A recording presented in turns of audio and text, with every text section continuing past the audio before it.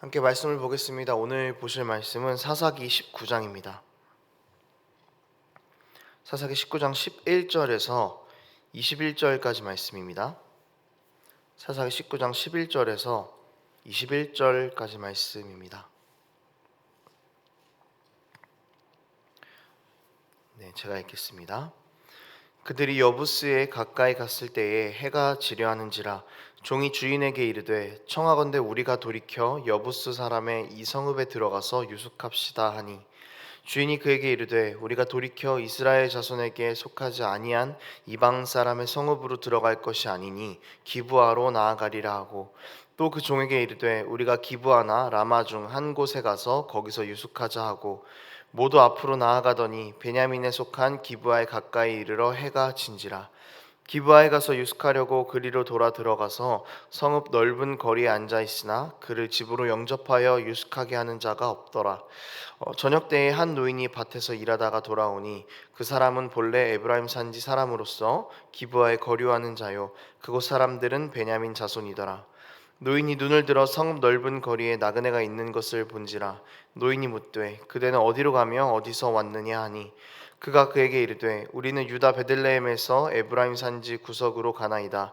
나는 그곳 사람으로서 유다 베들레헴에 갔다가 이제 여호와의 집으로 가는 중인데 나를 자기 집으로 영접하는 사람이 없나이다. 우리에게는 나귀들에게 먹일 집과 여물이 있고 나와 당신의 여종과 당신의 종인 우리들과 함께 한 청년에게 먹을 양식과 포도주가 있어 무엇이든지 부족함이 없나이다 하는지라. 그 노인이 이르되 그대는 안심하라. 그대의 쓸 것은 모두 내가 담당할 것이니 거리에서는 유숙하지 말라 하고 그를 데리고 자기 집에 들어가서 나귀에게 먹이니 그들이 발을 씻고 먹고 마시니라. 아멘. 사사기 삼손 이후의 본문들은 그때 왕이 없으므로라는 이런 반복되는 말과 함께 그 당시 이스라엘이 얼마나 타락해 있었는지를 계속해서 그려주고 있습니다. 오늘 본문도 그 연장선에 있고요. 이제 첩을 데리러 간 레위인의 이야기가 어제 본문에 이어서 계속해서 이어지고 있습니다. 이 레위인은 자신의 첩을 데리고 장인의 집인 베들레헴을 떠나서 다시 자신의 고향인 에브라임 산지로 발걸음을 급하게 옮기고 있습니다. 베들레헴에서 에브라임까지는 반나절 정도 되는 거리였습니다. 그래서 안전을 위해서라면은 이제 아침 일찍 출발하면 되는데 위험을 감수하고라도 늦은 오후에 떠났습니다. 상당히 애매한 시간에 출발을 한 것이죠. 이 애매한 시간에 출발했다라는 것은 뭔가 불안하다라는 그런 느낌을 주기도 합니다. 불안한 느낌은 언제나 꼭 들어맞습니다. 여부스 지역에 도착할 때쯤에 해가 지기 시작했습니다. 그래서 더 갈 수 없다는 것을 깨달은 레위인은 묵을 곳을 찾기 시작하죠. 레위인의 종이 여부스에 머무는 것이 어떠냐, 이곳에서 하루를 자고 가는 것이 어떠냐라고 물었습니다. 하지만 레위인은 우리가 조금만 더 가서 기브아나 라마에서 머물자라고 이야기를 합니다. 여부스 지역에 묵지 않으려고 했던 이유는 그곳이 이방 사람들의 성읍이었기 때문입니다. 이제 하룻밤을 쉬고 가야 하는데 이방 사람들의 땅에 머문다는 것은 위험할 수 있는 가능성을 지니고 있는 것이었습니다.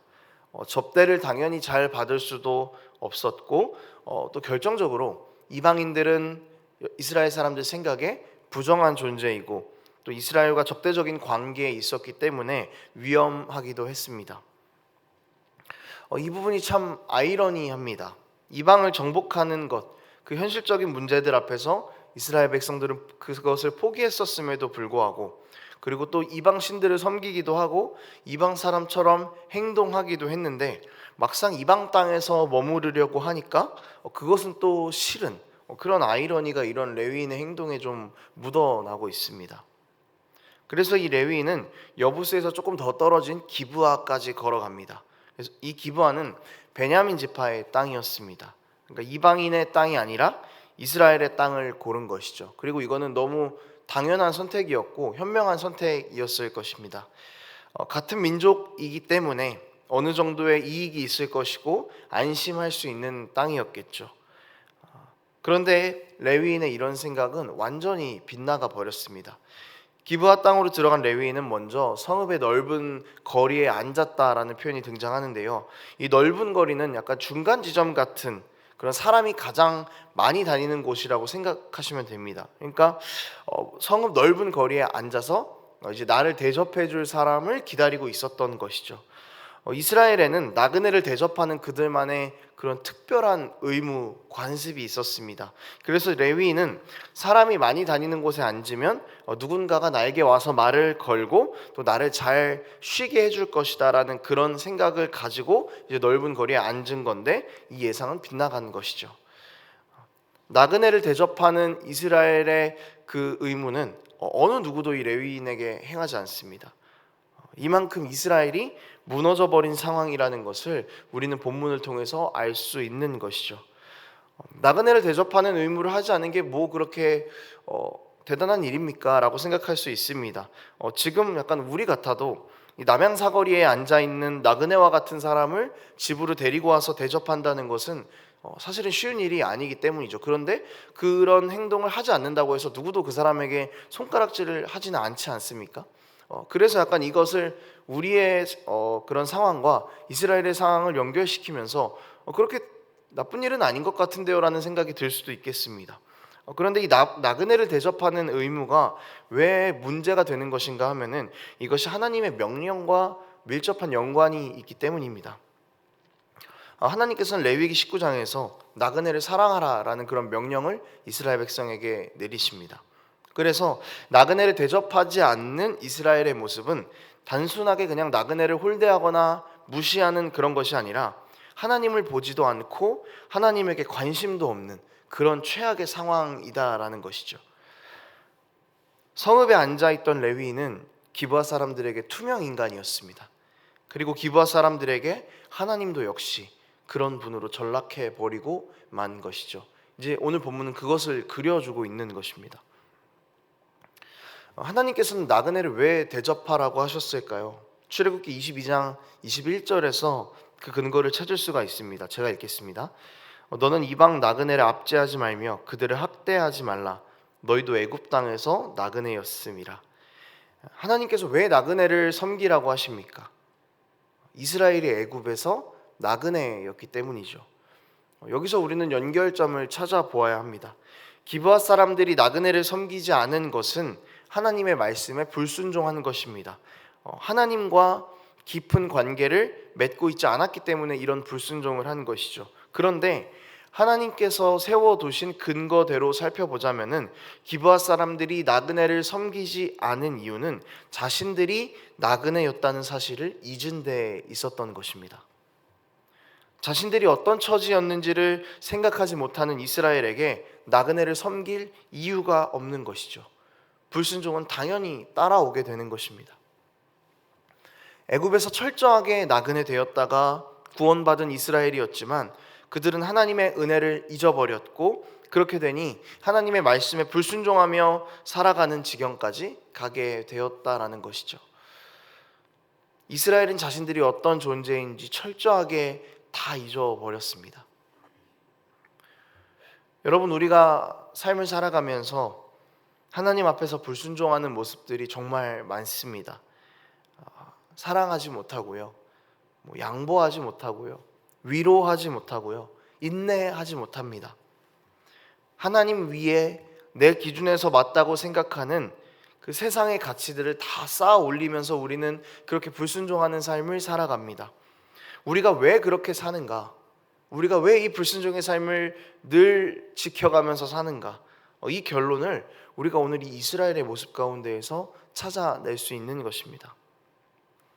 이스라엘이 자신들이 어떤 존재인지를 잊었던 것처럼 우리가 어떤 존재인지를 잊었기 때문입니다. 여러분, 우리는 하나님 앞에서 어떤 존재입니까? 철저하게 죄인인 우리를 하나님께서는 그의 아들을 죽이시면서까지 의인으로 불러주셨죠.